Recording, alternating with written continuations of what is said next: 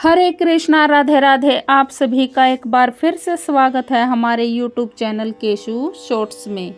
और आज की वीडियो में हम आपको कथा सुनाने जा रहे हैं अभिमन्यु के पुत्र राजा परीक्षित और उनके पुत्र राजा जन्मेजय की, कि किस प्रकार राजा जन्मेजय ने महाभारत में होने वाली हानि को स्वीकारा। तो चलिए शुरू करते हैं आज की कहानी। अभिमन्यु के पुत्र राजा परीक्षित थे। राजा परीक्षित के बाद उनके लड़के जन्मेजय राजा बने। एक दिन जन्मेजय वेदव्यास जी के पास बैठे थे। बातों ही बातों में जन्मेजय ने कुछ नाराजगी से वेदव्यास जी से कहा कि जहाँ आप समर्थ थे, भगवान श्री कृष्ण थे, भीष्म पितामह, गुरु द्रोणाचार्य, कुल गुरु कृपाचार्य, धर्मराज युधिष्ठिर जैसे महान लोग उपस्थित थे, फिर भी आप महाभारत के युद्ध को होने से नहीं रोक पाए और देखते देखते अपार जन धन की हानि हो गई। यदि मैं उस समय रहा होता तो अपने पुरुषार्थ से इस विनाश को होने से बचा लेता। अहंकार से भरे जन्मेजय के शब्द सुनकर व्यास जी शांत रहे। उन्होंने कहा, पुत्र, अपने पूर्वजों की क्षमता पर शंका न करो। यह विधि द्वारा निश्चित था, जो बदला नहीं जा सकता था। यदि ऐसा हो सकता तो श्री कृष्ण में इतना सामर्थ्य था कि वे युद्ध को ही रोक सकते थे। किंतु जन्मेजय अपनी बात पर अड़ा रहा और बोला, मैं इस सिद्धांत को नहीं मानता। आप तो भविष्यवक्ता हैं। मेरे जीवन की होने वाली किसी हानि को बताइए। मैं उसे रोककर प्रमाणित कर दूंगा कि विधि का विधान निश्चित नहीं होता। व्यास जी ने कहा, पुत्र, यदि तू यही चाहता है तो सुन। कुछ वर्ष बाद तू काले घोड़े पर बैठकर शिकार करने जाएगा। दक्षिण दिशा में समुद्र तट पर पहुंचेगा। वहां तुम्हें एक सुंदर स्त्री मिलेगी, जिसे तू महलों में लाएगा और उससे विवाह करेगा। मैं तुमको मना करूंगा कि ये सब मत करना, लेकिन फिर भी तुम यह सब कहोगे और करोगे। इसके बाद उस लड़के के कहने पर तू एक यज्ञ करेगा। मैं तुमको आज ही चेता रहा हूँ कि उस यज्ञ को तुम वृद्ध ब्राह्मणों से कराना, लेकिन वह यज्ञ तुम युवा ब्राह्मणों से कराओगे। और जन्मेजय ने हंसते हुए व्यास जी की बात काटते हुए कहा कि मैं आज के बाद काले घोड़े पर ही नहीं बैठूंगा, तो ये सब घटनाएं घटित ही नहीं होंगी। व्यास जी ने कहा कि ये सब होगा, और अभी आगे की सुन। उस यज्ञ में एक ऐसी घटना घटित होगी कि तुम उस रानी के कहने पर उन युवा ब्राह्मणों को प्राण दंड दोगे, जिससे तुझे ब्रह्म हत्या का पाप लगेगा और तुझे कुष्ठ रोग होगा, और वही तेरी मृत्यु का कारण बनेगा। इस घटनाक्रम को रोक सको तो रोक लो। वेदव्यास जी की बात सुनकर जन्मेजय ने एहतियातवश शिकार पर ही जाना छोड़ दिया। परंतु जब होनी का समय आया तो उसे शिकार पर जाने की बलवती इच्छा हुई। उसने सोचा कि काला घोड़ा नहीं लूंगा, पर उस दिन उसे अस्तबल में काला घोड़ा ही मिला। तब उसने सोचा कि मैं दक्षिण दिशा में नहीं जाऊंगा, परंतु घोड़ा अनियंत्रित होकर दक्षिण दिशा की ओर गया और समुद्र तट पर पहुंचा। वहां पर उसे एक सुंदर स्त्री को देखा और उस पर मोहित हुआ। जन्मेजय ने सोचा कि इसे महल में तो ले जाऊंगा, लेकिन शादी नहीं करूंगा। परंतु उसे महलों में लाने के बाद उसके प्यार में पड़कर उससे विवाह भी कर लिया।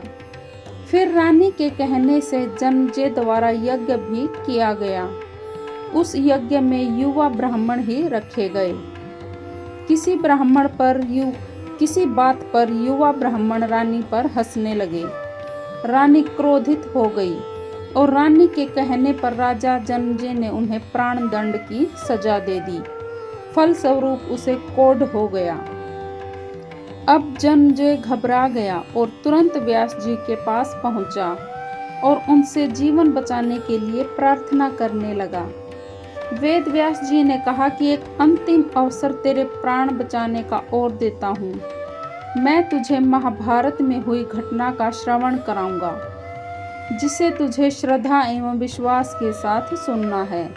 इससे तेरा कोढ़ मिटता जाएगा। परंतु यदि किसी प्रसंग पर तूने अविश्वास किया तो मैं महाभारत का प्रसंग रोक दूंगा और फिर मैं तेरा जीवन नहीं बचा पाऊंगा। याद रखना, अब तेरे पास यह अंतिम अवसर है। अब तक जनमेजय को वेद व्यास जी की बातों पर पूरा विश्वास हो चुका था, इसलिए वह पूरी श्रद्धा और विश्वास से कथा सुनने लगा। व्यास जी ने कथा आरंभ करी और जब भीम के बल के प्रसंग सुनाए, जिसमें भीम ने हाथियों को सूंडों से पकड़कर उन्हें अंतरिक्ष में उछाला, वे हाथी आज भी अंतरिक्ष में घूम रहे हैं। तब जनमेजय अपने आप को रोक नहीं पाया और बोल उठा, ये कैसे संभव हो सकता है, मैं नहीं मानता। व्यास जी ने महाभारत का प्रसंग रोक दिया और कहा कि पुत्र, मैंने तुझे कितना समझाया कि अविश्वास मत करना, परंतु तुम अपने स्वभाव को नियंत्रित नहीं कर पाए। यह क्योंकि यह होनी द्वारा निश्चित था। फिर व्यास जी ने अपनी मंत्र शक्ति से आह्वान किया और वे हाथी पृथ्वी की आकर्षण शक्ति में आकर नीचे गिरने लगे। तब व्यास जी ने कहा, यह मेरी बात का प्रमाण है। जितनी मात्रा में जनमेजय ने श्रद्धा विश्वास से कथा श्रवण की, उतनी मात्रा में वह उस कुष्ठ रोग से मुक्त हुआ, परंतु एक बिंदु रह गया और वही उसकी मृत्यु का कारण बना। कथा का सार ये है कि कर्म हमारे हाथों में है, लेकिन उस कर्म का फल हमारे हाथों में नहीं है। गीता जी के 11वें अध्याय के 33वें श्लोक में भगवान श्री कृष्ण अर्जुन से कहते हैं, उठ खड़ा हो और अपने कार्य द्वारा यश प्राप्त कर। यह सब तो मेरे द्वारा पहले ही मारे जा चुके हैं, तू तो केवल निमित्त मात्र बना है। होनी को टाला नहीं जा सकता, लेकिन उत्तम कर्म व ईश्वर नाम के जप से होनी के प्रभाव को कम किया जा सकता है। अभिमन्यु के पुत्र राजा परीक्षित थे। राजा परीक्षित के बाद उनके लड़के जनमेजय राजा बने। एक दिन जनमेजय वेदव्यास जी के पास बैठे थे। बातों ही बातों में जनमेजय ने कुछ नाराजगी से वेदव्यास जी से कहा कि जहाँ आप समर्थ थे, भगवान श्री कृष्ण थे, भीष्म पितामह, गुरु द्रोणाचार्य, कुल गुरु कृपाचार्य, धर्मराज युधिष्ठिर जैसे महान लोग उपस्थित थे, फिर भी आप महाभारत के युद्ध को होने से नहीं रोक पाए और देखते देखते अपार जन धन की हानि हो गई। यदि मैं उस समय रहा होता तो अपने पुरुषार्थ से इस विनाश को होने से बचा लेता। अहंकार से भरे जनमेजय के शब्द सुनकर व्यास जी शांत रहे। उन्होंने कहा, पुत्र, अपने पूर्वजों की क्षमता पर शंका न करो। यह विधि द्वारा निश्चित था, जो बदला नहीं जा सकता था। यदि ऐसा हो सकता तो श्री कृष्ण में इतना सामर्थ्य था कि वे युद्ध को ही रोक सकते थे। किंतु जनमेजय अपनी बात पर अड़ा रहा और बोला, मैं इस सिद्धांत को नहीं मानता। आप तो भविष्यवक्ता हैं। मेरे जीवन की होने वाली किसी होनी को बताइए, मैं उसे रोककर प्रमाणित कर दूंगा कि विधि का विधान निश्चित नहीं होता। व्यास जी ने कहा, पुत्र, यदि तू यही चाहता है तो सुन। कुछ वर्ष बाद तू काले घोड़े पर बैठकर शिकार करने जाएगा। दक्षिण दिशा में समुद्र तट पर पहुंचेगा। वहां तुम्हें एक सुंदर स्त्री मिलेगी जिसे तू महलों में लाएगा और उससे विवाह करेगा। मैं तुमको मना करूंगा कि ये सब मत करना, लेकिन फिर भी तुम यह सब कहोगे और करोगे। इसके बाद उस लड़के के कहने पर तू एक यज्ञ करेगा। मैं तुमको आज ही चेता रहा हूँ कि उस यज्ञ को तुम वृद्ध ब्राह्मणों से कराना, लेकिन वह यज्ञ तुम युवा ब्राह्मणों से कराओगे। और जन्मेजय ने हंसते हुए व्यास जी की बात काटते हुए कहा कि मैं आज के बाद काले घोड़े पर ही नहीं बैठूंगा, तो ये सब घटनाएं घटित ही नहीं होंगी। व्यास जी ने कहा कि ये सब होगा, और अभी आगे की सुन। उस यज्ञ में एक ऐसी घटना घटित होगी कि तुम उस रानी के कहने पर उन युवा ब्राह्मणों को प्राण दंड दोगे, जिससे तुझे ब्रह्म हत्या का पाप लगेगा और तुझे कुष्ठ रोग होगा, और वही तेरी मृत्यु का कारण बनेगा। इस घटनाक्रम को रोक सको तो रोक लो।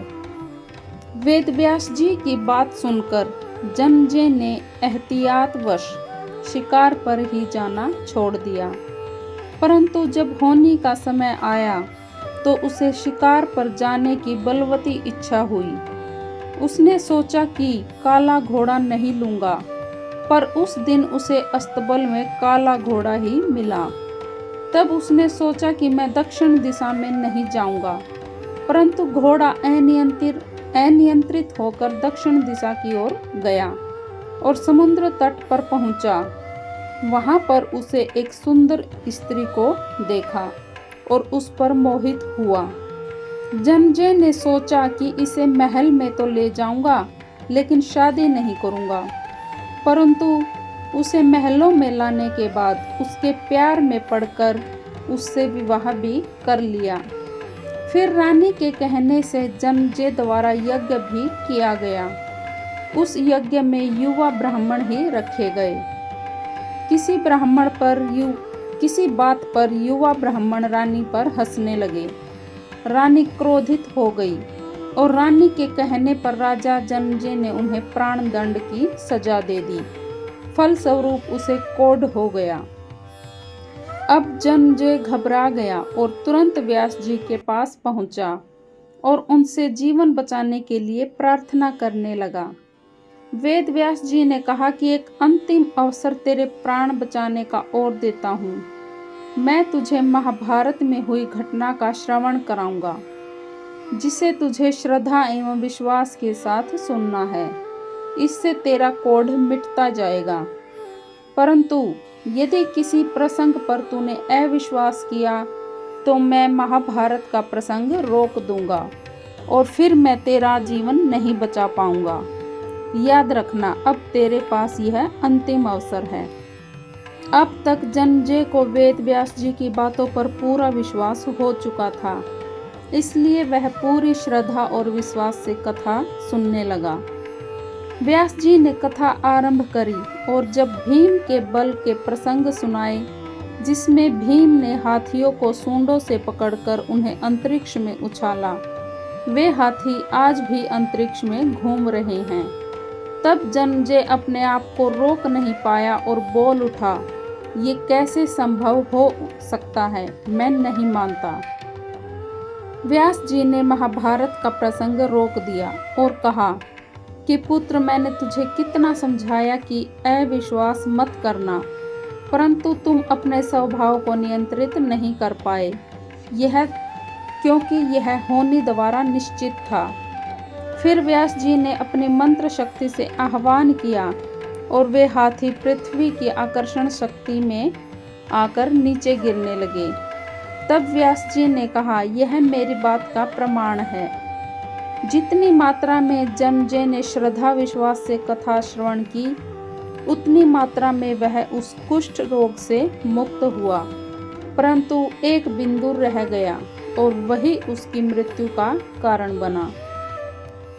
कथा का सार ये है कि कर्म हमारे हाथों में है, लेकिन उस कर्म का फल हमारे हाथों में नहीं है। गीता जी के 11वें अध्याय के 33वें श्लोक में भगवान श्री कृष्ण अर्जुन से कहते हैं, उठ खड़ा हो और अपने कार्य द्वारा यश प्राप्त कर। यह सब तो मेरे द्वारा पहले ही मारे जा चुके हैं, तू तो केवल निमित्त मात्र बना है। होनी को टाला नहीं जा सकता, लेकिन उत्तम कर्म व ईश्वर नाम के जप से होनी के प्रभाव को कम किया जा सकता है। अभिमन्यु के पुत्र राजा परीक्षित थे। राजा परीक्षित के बाद उनके लड़के जन्मेजय राजा बने। एक दिन जन्मेजय वेदव्यास जी के पास बैठे थे। बातों ही बातों में जन्मेजय ने कुछ नाराजगी से वेदव्यास जी से कहा कि जहाँ आप समर्थ थे, भगवान श्री कृष्ण थे, भीष्म पितामह, गुरु द्रोणाचार्य, कुल गुरु कृपाचार्य, धर्मराज युधिष्ठिर जैसे महान लोग उपस्थित थे, फिर भी आप महाभारत के युद्ध को होने से नहीं रोक पाए और देखते देखते अपार जन धन की हानि हो गई। यदि मैं उस समय रहा होता तो अपने पुरुषार्थ से इस विनाश को होने से बचा लेता। अहंकार से भरे जन्मेजय के शब्द सुनकर व्यास जी शांत रहे। उन्होंने कहा, पुत्र, अपने पूर्वजों की क्षमता पर शंका न करो। यह विधि द्वारा निश्चित था, जो बदला नहीं जा सकता था। यदि ऐसा हो सकता तो श्री कृष्ण में इतना सामर्थ्य था कि वे युद्ध को ही रोक सकते थे, किंतु जन्मेजय अपनी बात पर अड़ा रहा और बोला, मैं इस सिद्धांत को नहीं मानता। आप तो भविष्यवक्ता हैं। मेरे जीवन की होने वाली किसी होनी को बताइए, मैं उसे रोककर प्रमाणित कर दूंगा कि विधि का विधान निश्चित नहीं होता। व्यास जी ने कहा, पुत्र, यदि तू यही चाहता है तो सुन। कुछ वर्ष बाद तू काले घोड़े पर बैठकर शिकार करने जाएगा। दक्षिण दिशा में समुद्र तट पर पहुंचेगा। वहां तुम्हें एक सुंदर स्त्री मिलेगी, जिसे तू महलों में लाएगा और उससे विवाह करेगा। मैं तुमको मना करूंगा कि ये सब मत करना, लेकिन फिर भी तुम यह सब कहोगे और करोगे। इसके बाद उस लड़के के कहने पर तू एक यज्ञ करेगा। मैं तुमको आज ही चेता रहा हूँ कि उस यज्ञ को तुम वृद्ध ब्राह्मणों से कराना, लेकिन वह यज्ञ तुम युवा ब्राह्मणों से कराओगे। और जन्मेजय ने हंसते हुए व्यास जी की बात काटते हुए कहा कि मैं आज के बाद काले घोड़े पर ही नहीं बैठूंगा, तो ये सब घटनाएं घटित ही नहीं होंगी। व्यास जी ने कहा कि ये सब होगा, और अभी आगे की सुन।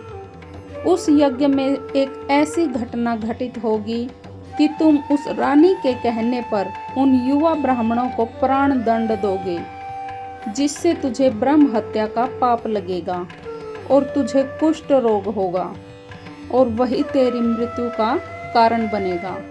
इस घटनाक्रम को रोक सको तो रोक लो।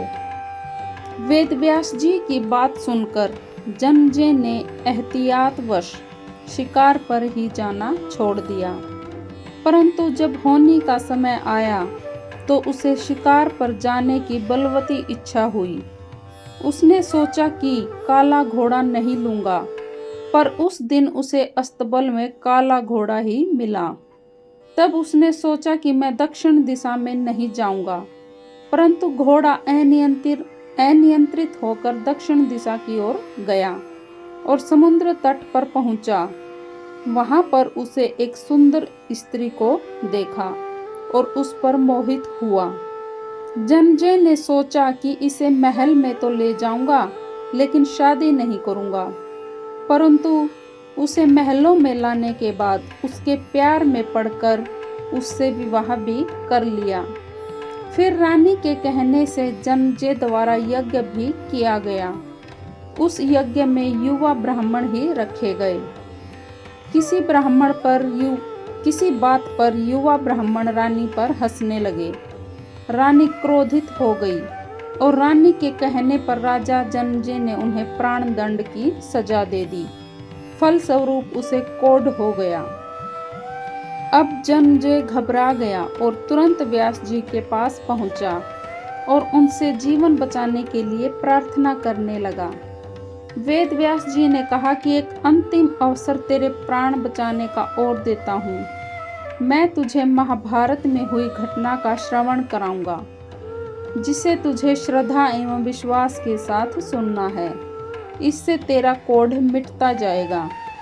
परंतु यदि किसी प्रसंग पर तूने अविश्वास किया तो मैं महाभारत का प्रसंग रोक दूंगा और फिर मैं तेरा जीवन नहीं बचा पाऊंगा। याद रखना, अब तेरे पास यह अंतिम अवसर है। अब तक जनजे को वेद व्यास जी की बातों पर पूरा विश्वास हो चुका था, इसलिए वह पूरी श्रद्धा और विश्वास से कथा सुनने लगा। व्यास जी ने कथा आरंभ करी और जब भीम के बल के प्रसंग सुनाए, जिसमें भीम ने हाथियों को सूंडों से पकड़कर उन्हें अंतरिक्ष में उछाला, वे हाथी आज भी अंतरिक्ष में घूम रहे हैं, तब जनजे अपने आप को रोक नहीं पाया और बोल उठा, ये कैसे संभव हो सकता है, मैं नहीं मानता। व्यास जी ने महाभारत का प्रसंग रोक दिया और कहा कि पुत्र, मैंने तुझे कितना समझाया कि अविश्वास मत करना, परंतु तुम अपने स्वभाव को नियंत्रित नहीं कर पाए। क्योंकि यह होनी द्वारा निश्चित था। फिर व्यास जी ने अपनी मंत्र शक्ति से आह्वान किया और वे हाथी पृथ्वी की आकर्षण शक्ति में आकर नीचे गिरने लगे। तब व्यास जी ने कहा, यह मेरी बात का प्रमाण है। जितनी मात्रा में जनजे ने श्रद्धा विश्वास से कथा श्रवण की, उतनी मात्रा में वह उस कुष्ठ रोग से मुक्त हुआ, परंतु एक बिंदु रह गया और वही उसकी मृत्यु का कारण बना। कथा का सार ये है कि कर्म हमारे हाथों में है, लेकिन उस कर्म का फल हमारे हाथों में नहीं है। गीता जी के 11वें अध्याय के 33वें श्लोक में भगवान श्री कृष्ण अर्जुन से कहते हैं, उठ खड़ा हो और अपने कार्य द्वारा यश प्राप्त कर। यह सब तो मेरे द्वारा पहले ही मारे जा चुके हैं, तू तो केवल निमित्त मात्र बना है।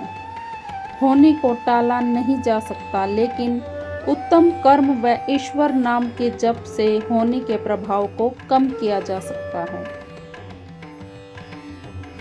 अभिमन्यु के पुत्र राजा परीक्षित थे।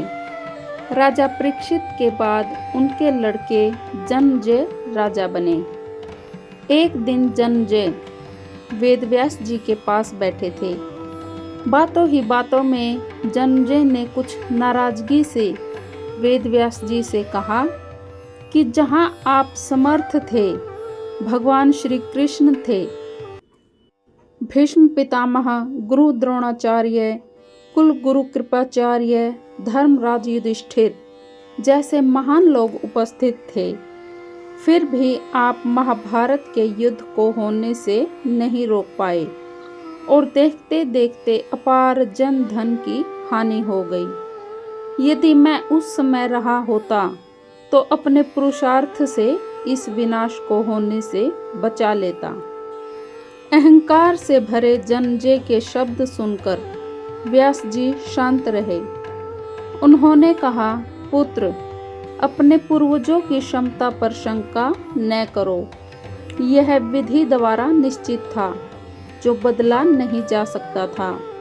यदि ऐसा हो सकता तो श्री कृष्ण में इतना सामर्थ्य था कि वे युद्ध को ही रोक सकते थे, किंतु जनमेजय अपनी बात पर अड़ा रहा और बोला, मैं इस सिद्धांत को नहीं मानता।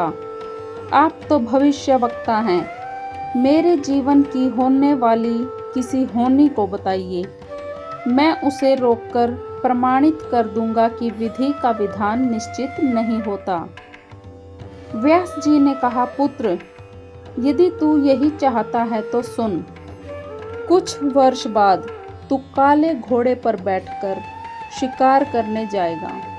दक्षिण दिशा में समुद्र तट पर पहुंचेगा। वहां तुम्हें एक सुंदर स्त्री मिलेगी जिसे तू महलों में लाएगा और उससे विवाह करेगा। मैं तुमको मना करूंगा कि ये सब मत करना, लेकिन फिर भी तुम यह सब कहोगे और करोगे। इसके बाद उस लड़की के कहने पर तू एक यज्ञ करेगा। मैं तुमको आज ही चेता रहा हूँ कि उस यज्ञ को तुम वृद्ध ब्राह्मणों से कराना, लेकिन वह यज्ञ तुम युवा ब्राह्मणों से कराओगे। और जन्मेजय ने हंसते हुए व्यास जी की बात काटते हुए कहा कि मैं आज के बाद काले घोड़े पर ही नहीं बैठूंगा, तो ये सब घटनाएं घटित ही नहीं होंगी। व्यास जी ने कहा कि ये सब होगा, और अभी आगे की सुन।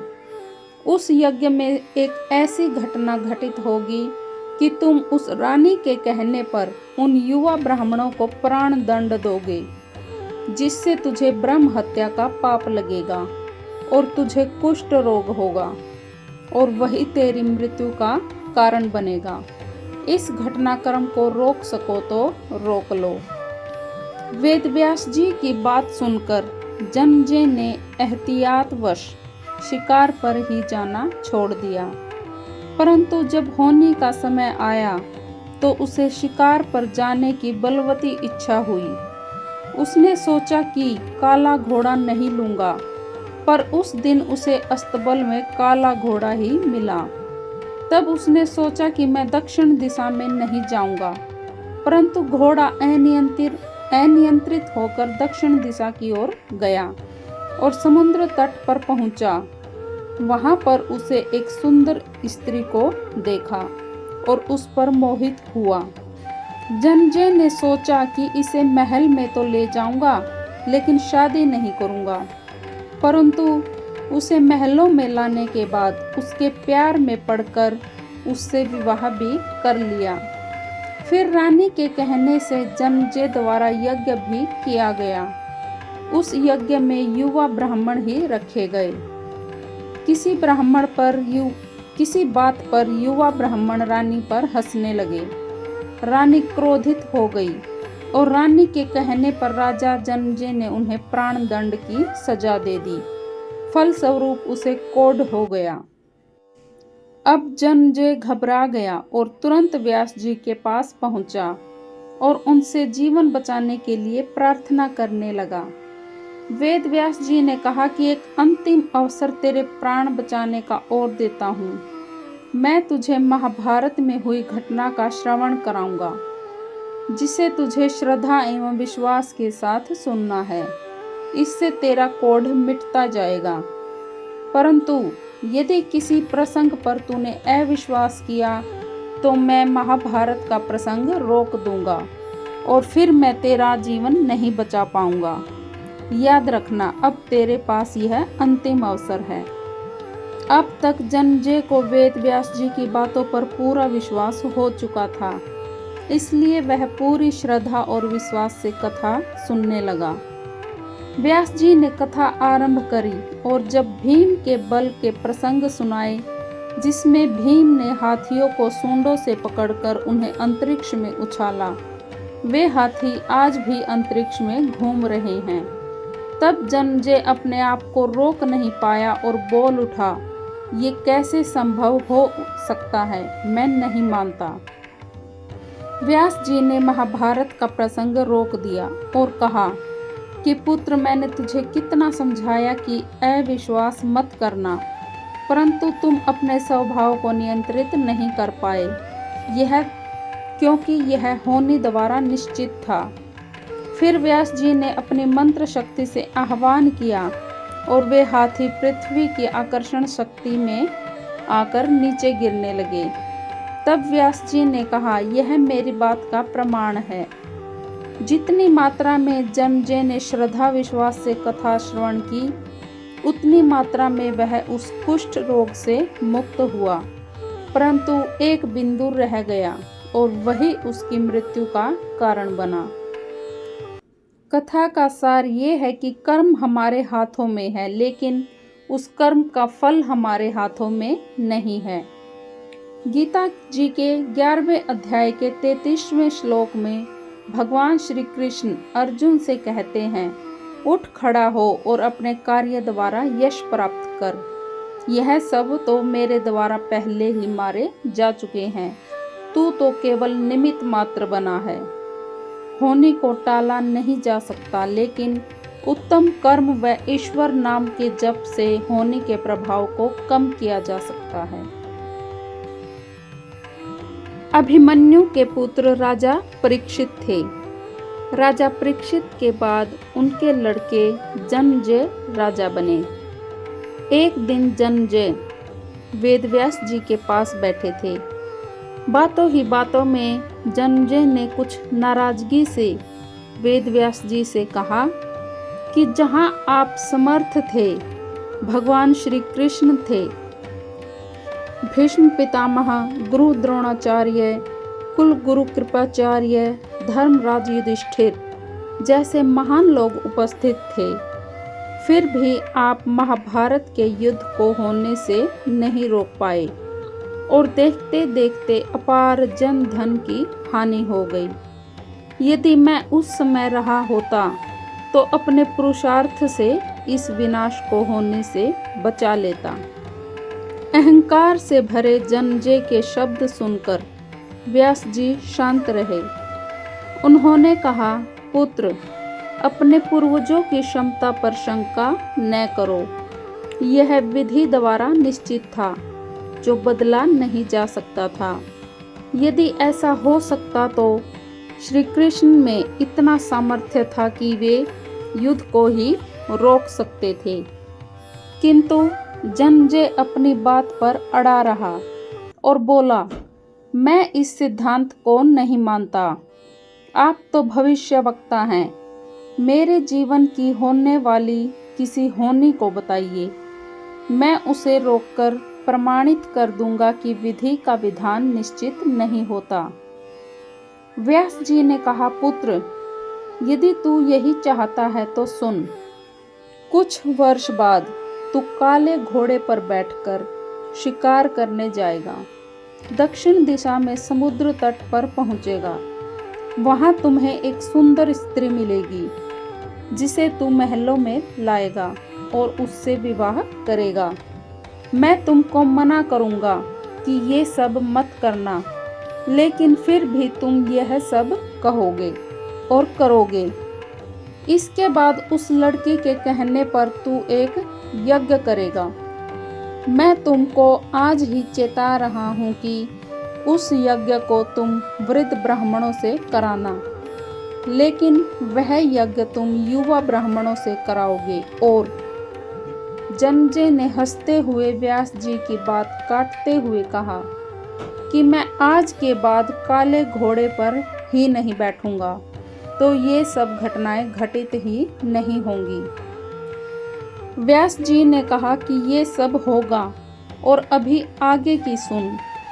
उस यज्ञ में एक ऐसी घटना घटित होगी कि तुम उस रानी के कहने पर उन युवा ब्राह्मणों को प्राण दंड दोगे, जिससे तुझे ब्रह्म हत्या का पाप लगेगा और तुझे कुष्ठ रोग होगा, और वही तेरी मृत्यु का कारण बनेगा। इस घटनाक्रम को रोक सको तो रोक लो।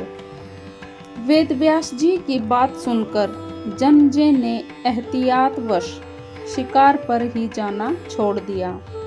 परंतु जब होनी का समय आया तो उसे शिकार पर जाने की बलवती इच्छा हुई। उसने सोचा कि काला घोड़ा नहीं लूंगा, पर उस दिन उसे अस्तबल में काला घोड़ा ही मिला। तब उसने सोचा कि मैं दक्षिण दिशा में नहीं जाऊंगा, परंतु घोड़ा अनियंत्रित होकर दक्षिण दिशा की ओर गया और समुद्र तट पर पहुंचा। वहां पर उसे एक सुंदर स्त्री को देखा और उस पर मोहित हुआ। जन्मेजय ने सोचा कि इसे महल में तो ले जाऊंगा, लेकिन शादी नहीं करूंगा। परंतु उसे महलों में लाने के बाद उसके प्यार में पड़कर उससे विवाह भी कर लिया। फिर रानी के कहने से जन्मेजय द्वारा यज्ञ भी किया गया। उस यज्ञ में युवा ब्राह्मण ही रखे गए। किसी बात पर युवा ब्राह्मण रानी पर हंसने लगे। रानी क्रोधित हो गई और रानी के कहने पर राजा जन्मेजय ने उन्हें प्राण दंड की सजा दे दी। फलस्वरूप उसे कोढ़ हो गया। अब जन्मेजय घबरा गया और तुरंत व्यास जी के पास पहुंचा और उनसे जीवन बचाने के लिए प्रार्थना करने लगा। वेद व्यास जी ने कहा कि एक अंतिम अवसर तेरे प्राण बचाने का और देता हूँ। मैं तुझे महाभारत में हुई घटना का श्रवण कराऊंगा, जिसे तुझे श्रद्धा एवं विश्वास के साथ सुनना है। इससे तेरा कोढ़ मिटता जाएगा। परंतु यदि किसी प्रसंग पर तूने अविश्वास किया तो मैं महाभारत का प्रसंग रोक दूंगा और फिर मैं तेरा जीवन नहीं बचा पाऊंगा। याद रखना, अब तेरे पास यह अंतिम अवसर है। अब तक जन्मेजय को वेद व्यास जी की बातों पर पूरा विश्वास हो चुका था, इसलिए वह पूरी श्रद्धा और विश्वास से कथा सुनने लगा। व्यास जी ने कथा आरंभ करी और जब भीम के बल के प्रसंग सुनाए, जिसमें भीम ने हाथियों को सूंडों से पकड़कर उन्हें अंतरिक्ष में उछाला, वे हाथी आज भी अंतरिक्ष में घूम रहे हैं, तब जन्मेजय अपने आप को रोक नहीं पाया और बोल उठा, ये कैसे संभव हो सकता है, मैं नहीं मानता। व्यास जी ने महाभारत का प्रसंग रोक दिया और कहा कि पुत्र, मैंने तुझे कितना समझाया कि अविश्वास मत करना, परंतु तुम अपने स्वभाव को नियंत्रित नहीं कर पाए, क्योंकि यह होने द्वारा निश्चित था।